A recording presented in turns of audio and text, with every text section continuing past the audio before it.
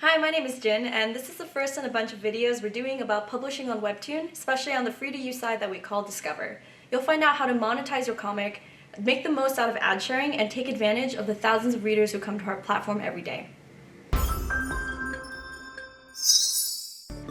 Right, even before you start drawing and getting started on your Webtoon, here are a few tips to give you some foundation on how to build a successful web series. Some things you want to keep in mind is you really want to take some thought and look at where your story is going to go.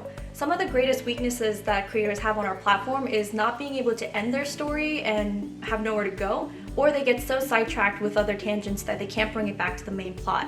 Some ways to keep track of this type of storytelling is through treatments, beat sheets, maybe even post-its or Excel sheets, whatever works for you. Once you know the direction that your story is taking, it's a good idea to look at the pacing of your first 3 episodes. Every single one of our featured webtoons launches with at least 3, and the reason why is when a reader goes through the introduction of your story and ends up on that 3rd episode, it triggers a pop-up asking if they want to subscribe. That's actually a great way to retain readers even just when you're getting started out, and it's also why it's so important to have a hook contained within those 3 episodes to get the reader to go ahead and make that jump. When you're drawing your webtoon, take a step back and look at the kind of style you're drawing in as well. We do recommend color, it brings a lot more readers in, it's also why the featured series are all in color. But it's also good to look at the kind of line art you're deciding to do and how your backgrounds are as well. As a first-time creator, it's really tempting to make a good first impression, go in with full backgrounds, full color, and really detailed line art. However, you want to pace yourself and choose a style that you'll be able to commit through to the end of your series. A lot of creators find themselves burning out maybe after the first 10 episodes because they've committed to a workload that's more than they can handle.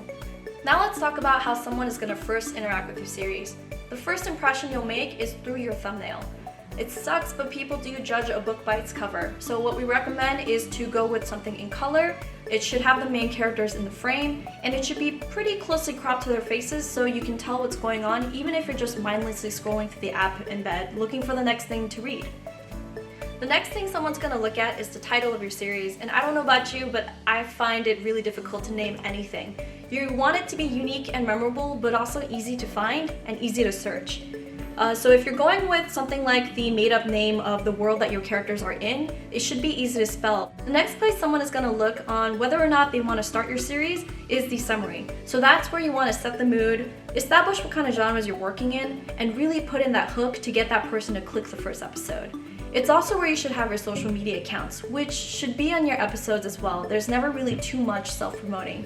It should be easy to find you on Twitter or Instagram or wherever we want to see more of your artwork.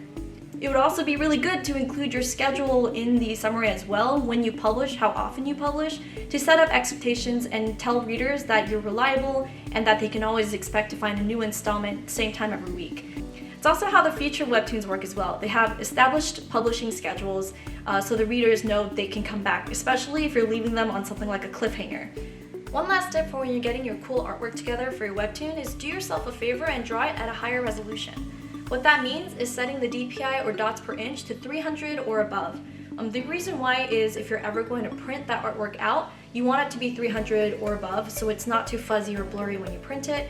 You can also use it as high quality artwork you can give to patrons on Patreon or your fans as a thank you. It just gives you the most flexibility for what you can do with that later down the line.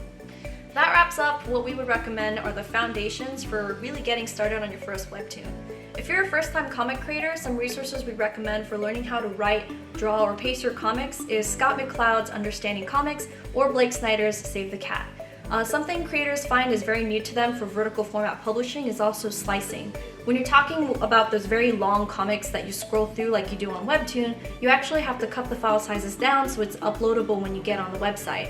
So there is slicing, and there's actually some resources you can use, for example, Croppy or Monkey's Photoshop script. Croppy is a website that'll just resize and reformat all of your files for you, and Monkey, the creator of Let's Play, actually created a cool Photoshop script that'll do it for you within the program.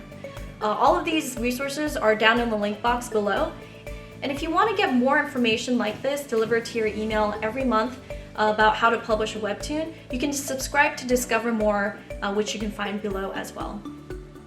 Thanks for checking out this video. Make sure you subscribe to our YouTube channel and also keep an eye on our social media because there are more resources and more videos coming about monetizing your webtoon, expanding your audience, and refining your craft. See you next time.